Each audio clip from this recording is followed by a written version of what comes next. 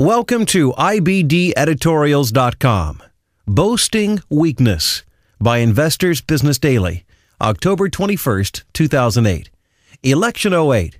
The latest in the endless series of gaffes from Obama running mate Joseph Biden is his warning that our enemies would test a President Obama early on. We need a president they would fear to test. An early sign of the coming greatness of the Reagan presidency was that within an hour of the former actors taking the oath of office, the Ayatollah Khomeini's Islamo-fascist regime in Iran released the 52 U.S. hostages it had been holding for 444 days. Somehow, Ronald Reagan's lack of foreign policy experience didn't give Tehran the impression it would be a good idea to find out what he was made of. The mullahs already knew. So why does Democratic vice presidential nominee Senator Joseph Biden think it's such a good idea to advertise that within months of taking office, a President Obama would be faced with, quote, a generated crisis to test the mettle of this guy, unquote? What Biden is saying is that either Iran or Al-Qaeda or Russia or perhaps North Korea will launch some kind of attack on America or American interests abroad to feel out the new president, and that this, presumably, would be practice for a more ambitious move against us later. Speaking at a Seattle fundraising event Sunday night, the unfailingly foot-in-mouth pro Biden said, quote, mark my words, promising that it will not be 6 months before the world tests Barack Obama like they did John Kennedy. The world is looking, unquote.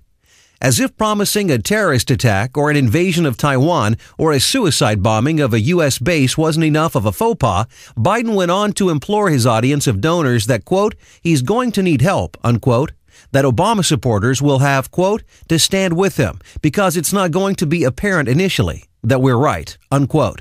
Why is the supposedly seasoned foreign policy wise man Biden in such a frenzied state? Clearly, one purpose is to cast a Camelot-esque spell, comparing Obama to the much-beloved President Kennedy. As attractive as JFK was, however, especially comparing his defense and tax-cutting policies to those of today's Democratic Party, it was his perception of vulnerability that brought America to the edge of the nuclear precipice in the October missile crisis. Senator Obama has been very fond of quoting Kennedy's inaugural address, in which the young, idealistic president declared that America should, quote, never fear to negotiate, unquote. As talk radio's Larry Elder and the Las Vegas-based Cutting Through the Fog blog have both noted, JFK ended up proving that you should sometimes fear to negotiate.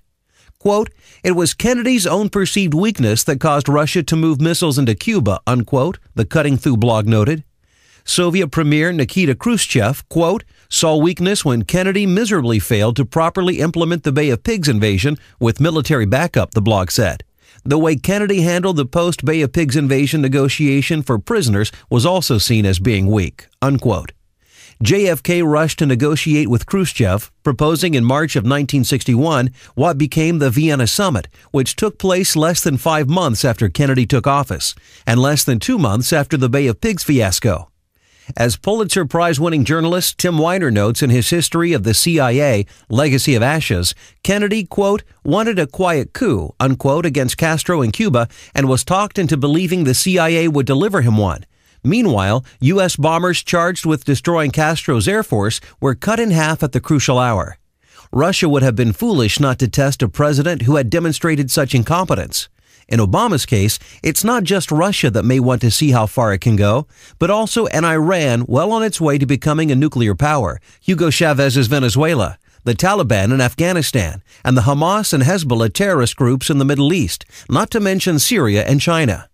President Kennedy's solution to the Cuban Missile Crisis ended up being a secret deal with Khrushchev to remove our medium-range nuclear missiles in Turkey, which would have been devastating to Kennedy politically had it become known. What kind of things will Obama swap with our enemies? Copyright 2008 Investors Business Daily. Read to you by OutloudOpinion.